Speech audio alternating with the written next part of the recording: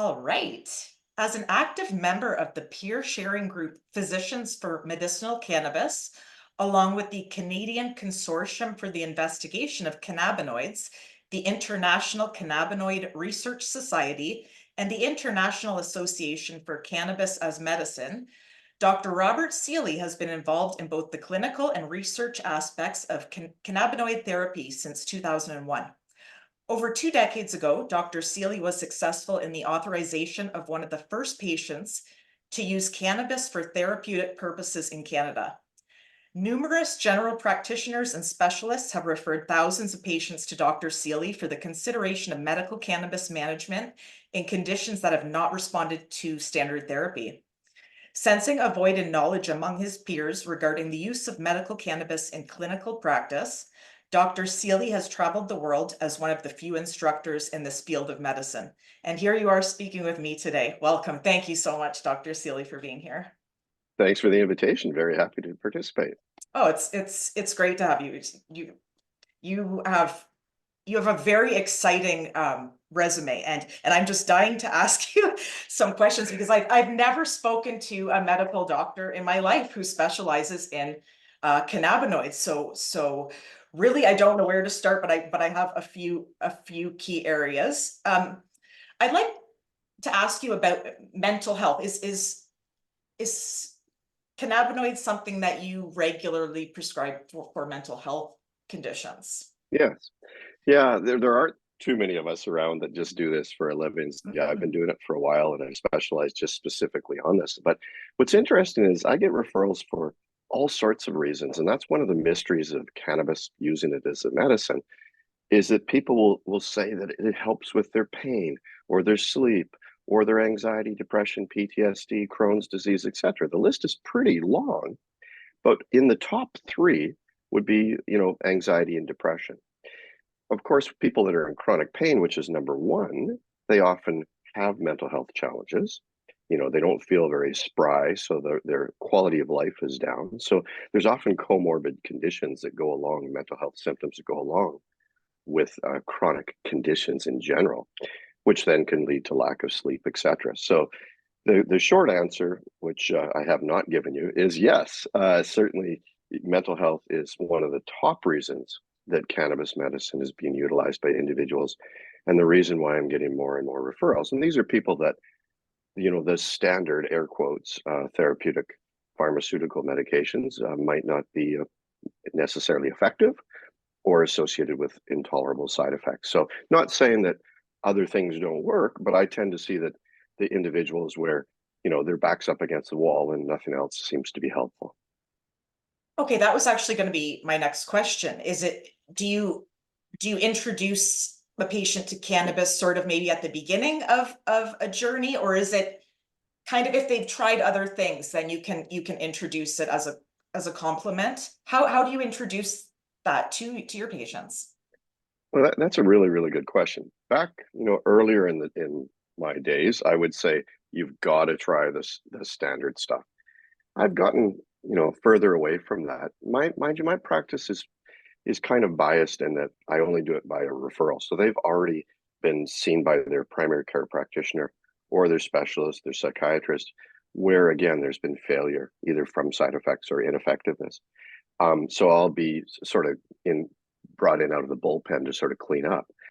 But if patients are referred to me early on, or if they go to their primary care practitioner and they're offered, you know, a serotonin reuptake inhibitor, SSRI, that they're not necessarily keen on because they've heard of the potential side effects, etc., they might ask their physician, can cannabinoid medicine be a potential option? And I think more and more healthcare professionals are looking at it as maybe first line. And so I have definitely treated individuals that they have not gone through the gamut of other medications. I think it really comes down to comfort of the patients and the physicians as to whether or not to look at it right off the bat or to reserve it. I think more so we're not so hesitant to reserve it anymore. We're not thinking of it as an alternative option. We're not thinking of it outside of the box. It's simply one of the tools. You literally just answered something I was going to ask you, because I was going that the question I was going to ask that is, is there ever resistance from a patient's primary caregiver, where to see you? Do you face resistance with that, or is that really changing at this point? It's very much changing. The Phenomenal. the environment has tremendously changed versus 20 years ago. When I started out, I kind of did it in the shadows, to be honest. I didn't want to be that doctor, the pot doc. I didn't want to be known. I did it in secret, and I felt, somewhat the stigma, right? I was there. Sure, And the sure. shame, that I'm helping out patients with something that is not something that's taught in medical school, right? So the science part of me, the evidence-based part of me said I need to keep this quiet. That's changed a lot. Not that I go out and advertise and tell everybody I only just do podcasts. That's no. But the fact that more and more physicians are being asked by their patients, it's still. I definitely see a change that I'll see physicians refer, and I ask the patients quite often. One of the first questions I mention to them is, "How did you hear about me? Whose idea was this?" And I would say it's still 80% of the time it's coming from the patient. They're asking their physician about cannabis, or they've heard that there is, can be help with a specialist. So they're asking for that referral. But about 20% of the time now, it's the physicians that are bringing it up. And sometimes it shocks the patient, especially, I mean, I live on the West Coast of Victoria where people come to retire to live with their grandparents. Like, it's an elderly population. So when they have their physician, suggest marijuana to them, well, they don't quite call it that, it can be quite shocking to somebody in their 80s who's been through that whole lifetime of stigma. So the pendulum is definitely shifting and swinging towards an open conversation. And sometimes it's brought up by the primary care practitioners, but still the bulk of where this is has this discussion is coming from patients. They're interested. They've heard it. They know about somebody down the street that's tried it. So they're more likely to bring it up with their physician, and they're more likely to do that openly. They were used to, kind of shuffle their feet around, look at the floor. They wouldn't get the courage to ask their physician about it before. They don't have that hesitation anymore, I think. That's fantastic, because you brought up 20 years ago, and I remember I think I was in Venice Beach about 15 years ago, and there was literally like tents and shops with signs that said "Kush Doctor" around back. Like Yeah. it was like hidden. And so now that's so great that is changing. And do you think, Dr. Sealey, that has the legalization of the recreational aspect, has that played into it at all, or is it a totally different Oh, different I think it's beast? definitely has. That's Okay. where it's really changed. So in October of 2018, when Canada legalized as, for adult use purposes, recreational purposes, all of a sudden people said, "Oh, cannabis is legal," not knowing that it's actually been legal as a medicine since 2001. Most physicians didn't know that. Certainly the public didn't know that. So people believe that the legalization has just been in the last, you know, 5, 6 years, but it's actually that's for a different purpose. But it allowed people to all of a sudden say, "Oh, if it's legal now, we can have a chat about it." So I think that that's really driven the openness to have those conversations. That's fantastic. Now, I know people who work in recreational cannabis stores, they're not physicians. So if a patient is wanting to talk about this with somebody like yourself, is it better to have the conversation? Like, are there other people like you that patients can go to actually ask about it? Is there crossover with the recreational? I don't know if I'm making any sense, but Yeah, no, I know exactly where you're going with this, because this is one of the yeah, biggest dilemmas, right? Is right. people see the stores, every other block, and they have legal products. Of course, Mhm. they're regulated by, federal regulations, and they're taxed and all the rest of it. But there's a bit of a catch-22, the way that system works. Obviously, as long as you're of the age of majority, you can walk in there, you can talk to the people that are employed there, and you can purchase whatever you want up to certain limits. Mhm. The issue, though, is people feel that they can have a conversation with the employees there about their arthritis or their mental health challenges. And even though the employees are often very well versed about this product, they're not legally allowed to have a conversation about therapeutic purposes. And I liken it to, if you went to the liquor store, you wouldn't ask the cashier, which bottle of Merlot is going to help with my insomnia tonight? It's kind of the same way. But there's outside channel of seeing a cannabis physician and being authorized to use it for medical purposes is a whole registration process that is a layer of paperwork that needs to be done. It's not as exhaustive as it was, 20 years ago. But it's ironic that if you want to use it for therapy, you've got to go through a application process, whereas you can get it within 10 minutes down the road. So it's and so the individuals, if they can't give that information, they're kind of shuffling their feet, not sure how to help these people. What we do know, though, is based on large surveys, 72% of adults that use cannabis as a medicine are getting it from their local stores. They're not going through the application process and seeing a physician, partly because there's not a lot of us around to help coach and supervise. But to answer your question, are there ones like me? There's certainly, I think, more popular out in your part of the world, out east, cannabis clinics. So they're a Okay. supportive group team where you might have a nursing team, physicians, and so they'll help sort of coach a person's journey. Um, but those are the clinics that are set up specifically for supervising the care, getting the application process, ordering the cannabis products based on their recommendations, getting it delivered to people's homes. That's the medical channel. Okay. It's the same in many ways, same product, just different location to purchase it and less supervision and management from a healthcare perspective. Sure. And can patients' insurance play into that as Now, well? another great question. Well, you've Ex- done your homework. Yeah, these are the questions that I get often asked. Is if you go to your local store, is even though you might be using it for arthritis, you might be the product that you would get from a medical producer. You might be using it for arthritis or insomnia or anxiety. Same product, but because it's originating from a recreational dispensary, it's not considered a medicine. If you get it through the medical licensed producers, it is designated, and that's the ones that either uh, Canada Revenue Agency will deem as a medical expense in your tax return, or some health insurance providers will consider coverage.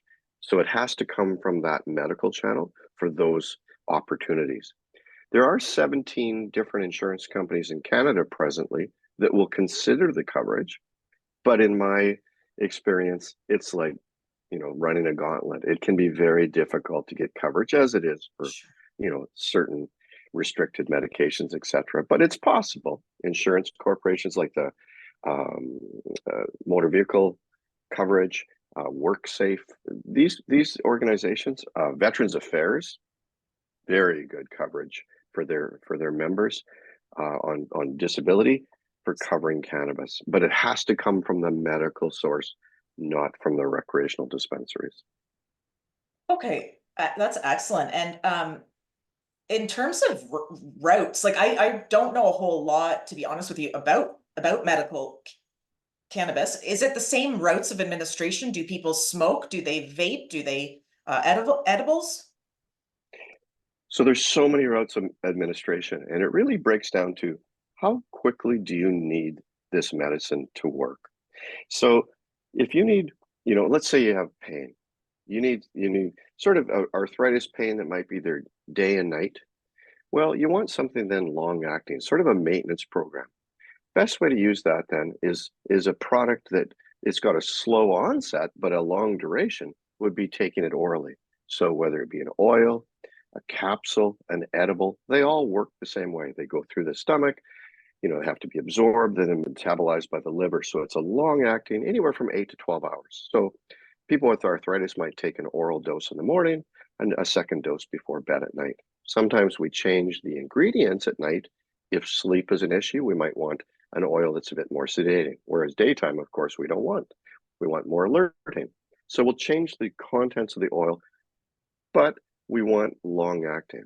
And then if a person on a Thursday afternoon does something and they tweak their back and they get a breakthrough pain, taking an oil doesn't make sense because it's a long onset, long duration.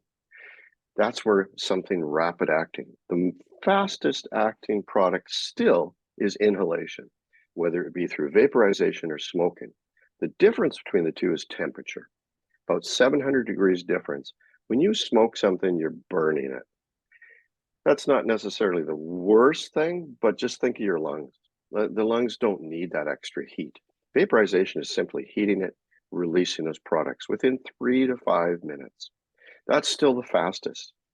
If inhalation is not, suggested, or people have lung disease to begin with, they're limited with their restrictions. And certainly physicians, we're still nervous about telling people to inhale stuff.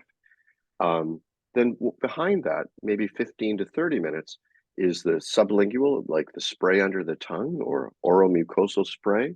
They make these oral strips, like those Listerine strips that you'll see in the melt on your tongue. They can be impregnated with cannabinoids. So those are the next fastest. So it really depends on whether you need sort of maintenance and then what to do with breakthrough. So that's the administrations. They're coming up with patches. There's suppositories, which are not all that popular, especially in social circumstances, but they're Yeah. come up with all these different ways to administer it. That is fantastic. And I got to ask you okay, so there's so many different types now of cannabinoids that we're learning about, like CBC and CBN. The main ones I'm familiar with are THC and CBD. Is that mainly what you deal with? And can we talk a bit about Sure. the difference? Yeah.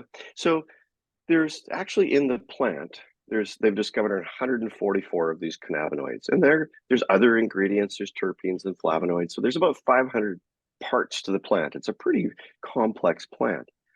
But the most active ingredient are these cannabinoids, and they really interact with receptors in our body as part of our endocannabinoid system. But the two big ones are THC and CBD. We're starting to explore CBN and CBC and CBG, as you mentioned, and there's THCAs and there's like I say, the science is looking at each individual one and how they interact with our body to manage various symptoms that we might have, different conditions that we may have. Some are more specific for receptors of the prostate. This is what we're looking at. But the two big guns, and they're the most predominant in the plant, are THC and CBD. The way to look at that, THC, we have to be cautious with THC because THC is the fun one, right? So when we go to the recreational store and the intent is to have a night off and using it like alcohol as a social sort of thing, that's THC. But you don't want to be doing that to individuals who are trying to use it as medicine. We don't want them to check out. We want them to check in. So all of the potential side effects of the cannabis plant are virtually related to the THC dose. Too much of it, impairment, paranoia, can increase anxiety, and a person has an anxiety disorder.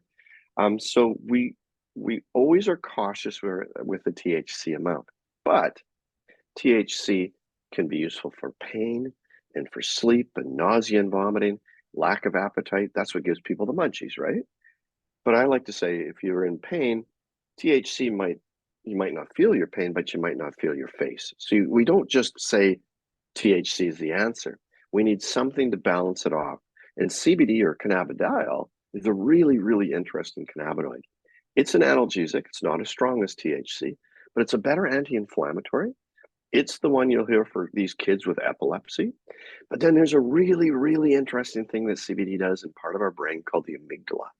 The amygdala is right smack there in the center, and it's the processing center of how we deal with things, whether it be pain, pleasure, addiction. It's kind of, where we set our pain threshold, but it's how we react to our environment. So in people with PTSD, for instance, it looks like the unraveling mystery is it all starts in the amygdala and our endocannabinoid system, which is supposed to help us, deal with conditions like this, it dysfunctions. We can then take cannabinoids like CBD, fit into receptors in that region, and try and build up our defenses. So CBD in that region, people often say they're not impaired, they're not sedated, but they're relaxed. And they're able to focus on things that they should be focusing and concentrating on, not being consumed by anxiety or depression or PTSD or pain. It shifts, there's this, they call it disassociation, not like out of body experience, but this ability to push away things that are consuming people and carry on with their life. So CBD's got tremendous potential for doing that. That's great. And have you found as well, in my personal experience, I found the CBD tends to attract folks that maybe are seniors, or also maybe are more conservative, or maybe had some prior bias to cannabis, and they're willing to try that, as opposed to, oh, THC, I'm not even going to think about it. Absolutely. Right. CBD, everybody seems to have talked about it. When it's made it to Reader's Digest and the Women's Home Journal, we know that okay, this is a product that's got some press. In the States, it's quite interesting. The States, which has very conservative rules, very different than we do have nationally, Mhm. CBD is legal. You can get CBD at farmers markets, the whole bit. So CBD is very widely found. We're going to see that change here in Canada probably by the end of the year, that you'll get CBD at the grocery store. So we found that it's very safe. It's not addictive. This is all based on World Health Organization data. But so that's why individuals will say, well, I've heard that's the one that doesn't make me high. It's not a party drug. There's no recreational fun. That's the one I want. Don't give me any of that THC. But there's a couple problems with that. And this is where I spend most of my conversations with my senior patients. I'll say, okay, that's correct. Mhm. CBD might be right one for your arthritis. But more and more, we're finding out that unless you take bottles of CBD, it doesn't work on its own. You need some activation. You need a light switch in that CBD to get it to really work. And that's THC. So then people will stop and they'll go, but I don't want that one. And I'll explain to them it needs to be a small amount of THC hidden in amongst the CBD to get this activation or this entourage effect. And we've seen this in double-blinded, placebo-controlled, randomized clinical trials for anxiety, pain, epilepsy. Until you add that little bit of THC, it doesn't work. And so it's a real game changer. So for my senior patients, I might use a 1 to 25 ratio, 1 part THC, 25 parts CBD. They don't, doesn't risk impairment. They don't get sedated. They can function way better. But that's one of the things that I explain to people. The other thing about CBD is it doesn't seem to work randomly. In other words, you can't use it on demand. CBD takes, for most people, about 5 to 7 days to set on those receptors. So you need to be patient with CBD. You need to be consistent with it, and you need to keep going. So layer those receptors in our body twice a day, orals, maybe 1 to 25 oil. Start at a low dose and gradually increase it week by week until they hit the sweet spot of the symptoms that you're trying to address. Great. Thank you so much. I was going to ask you as well. You kind of just touched on it already, however, contraindications. So, as you were talking about paranoia, anxiety, are there conditions that you may caution patients not to go the THC route, or no, like you said, you'd have discussion about maybe a smaller amount? Yeah. So THC again is the rate, limiting factor. So it's the one we concentrate on the most. I mean, CBD, well, let's look at CBD first. CBD is pretty widely used by individuals and we don't seem to run into problems, but there's a couple exceptions to the rule, and it's medications. We have to be a little cautious with people that are on anticoagulants, so blood thinners, especially there's one called warfarin or Coumadin, rat poison. That one reacts to CBD, so we just have to monitor them more closely. Um, there's a anti-epileptic drug called clobazam, and there's some of the newer chemotherapeutic agents. We're watching the data, and they might counteract the effectiveness of the chemotherapy. So CBD is not completely benign when it comes to drug interactions. All other drugs, unless we're taking massive doses of CBD, fair game. So CBD is pretty simple. THC, again, it comes down to maybe perhaps patients' experiences. If they've gone to a party and they've had that really paranoid reaction, if there's a family history of schizophrenia or psychosis, there might be a genetic predisposition. We got to be aware of that. And so definitely keeping THC dose in check and keeping it as low as possible. We can develop tolerance to THC. We can develop dependency, addiction. So THC is the tricky one. And so from a medical standpoint, use it, but use it the least amount you can get away from it. And that we're finding out even with sleep, for instance. There's different sleep architectures, sleep stages that we have, right? So we have non-REM sleep and REM sleep. And we're finding out that, THC really helps us fall asleep. But over long-term use, it suppresses our REM sleep, for instance. Well, REM is our regenerative sleep. It was where our brain gets a chance to form memories and deal with mental health conditions. So suppression of REM sleep is not necessarily a great thing. And so even though it could be effective, it's maybe not a normal sleep. So it's not restorative sleep. Where what's really interesting is the data looking at some of these other cannabinoids coming out, as you mentioned, for instance, CBN. It looks like THC might put us to sleep, but then suppress our REM sleep. And CBN might, this is based on animal studies, maintain our REM sleep and help us continue sleeping. So the combination of the two, and then there's CBD in there. So there's all these cocktails, for instance, looking at sleep. There's some great studies coming out of Australia. We're waiting to hear the results on that, on specifically sleep architecture with CBN, CBD, THC. So the best science is yet to come. It's really an exciting time to be doing this field of medicine. That is so exciting. I I understand that minors can't go into recreational stores, but as from a medical perspective, can you go there with certain patients? Not to the recreational stores, Right, of but course.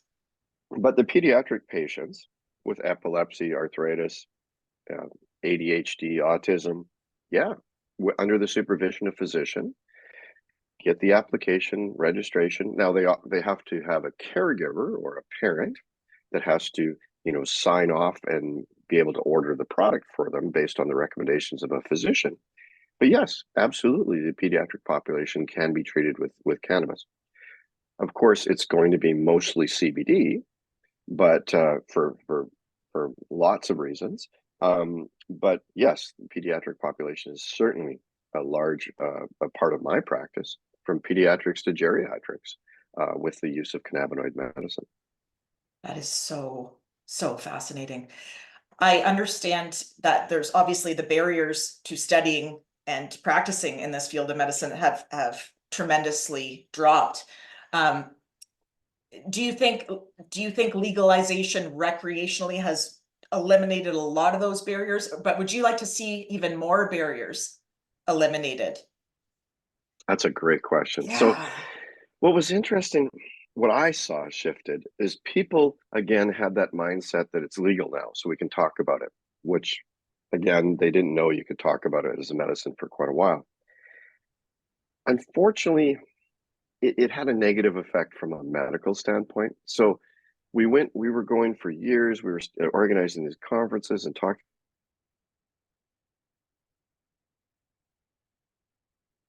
Okay, There we go. so unfortunately, when that happened with the legalization recreationally, we saw people partying, right? So the people that have never had exposure, thought the stigma was still there growing up, they started to look at this again and they go, well, wait a minute. This is the plant that's making people, cheer and all the rest of it. And so the stigma actually came back a bit uh, to some of my patients, in that they think of it as a recreational uh, plant. It's a really weird plant, and it can be used in so many different ways, right? We can use it for intoxication, or we can use it as therapy. Pretty odd to think that it all originates from the same plant. So the recreational did shift some of people's beliefs back to that stigma, unfortunately, which is odd. That is, I would not have thought that at all. That's really interesting, actually. Yeah. Uh, Because people walk down the street and they see people, smoking it and they smell it and all that. And they, again, I'm generalizing, but some of the older population just say, well, that's yeah, not what I want to be doing, you yeah, know? yeah. So they shy away from it. So it's interesting. That it makes sense though. That makes a lot of sense actually. Dr. Sealey, where are you planning to go from here? Or do you have anything coming? Are you planning to study more? Do you have anything coming up that you want to share? Where are you going from? Are you going to Well, continue with this? in the immediate future, I'm going to go for lunch. Uh, Thanks for That's good. asking. I'm not sure what, maybe a wrap or something, but beyond that, I can't get enough of this medicine. It's really so. I, That's great. I grew up as a general practitioner. That's my training. So I guess I've been in general practice, that part of my world, for 34 years now. Um, but it was like I got a renaissance when I shifted my practice to just cannabinoid medicine. It's like I got a second job. And I used to try and do both at the same time.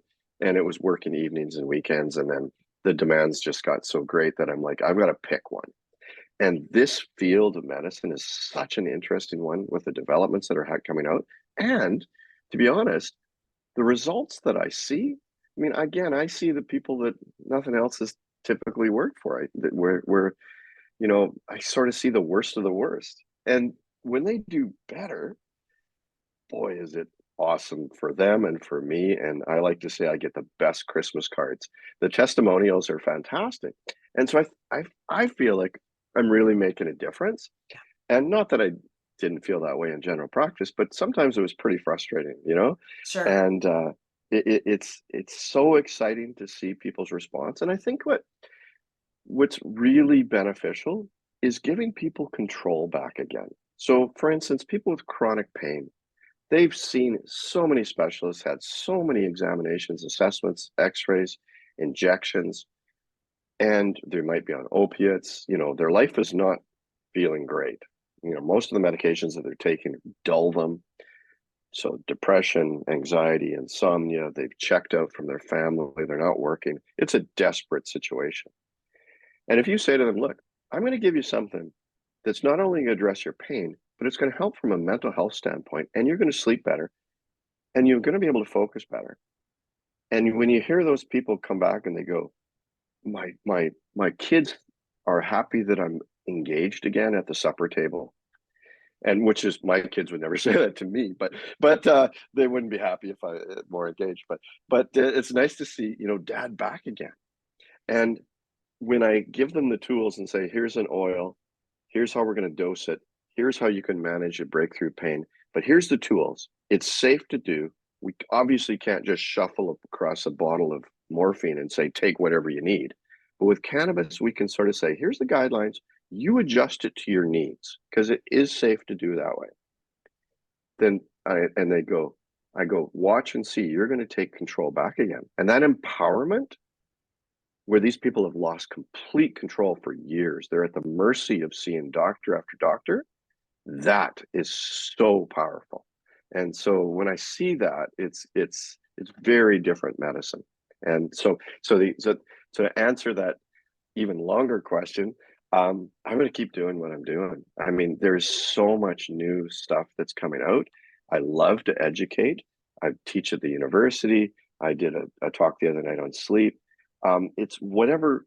I mean, Parkinson's disease, epilepsy, they all are touched with the potential use of cannabinoid medicine. That I think I better live for another 100 years to get through all this. I mean, I want to see it incorporated in curriculums in medical school. We're not there yet. We're I not can't even, there. wow, that's amazing. That's amazing. That would So be we're amazing. missing that opportunity, and I want to see it through.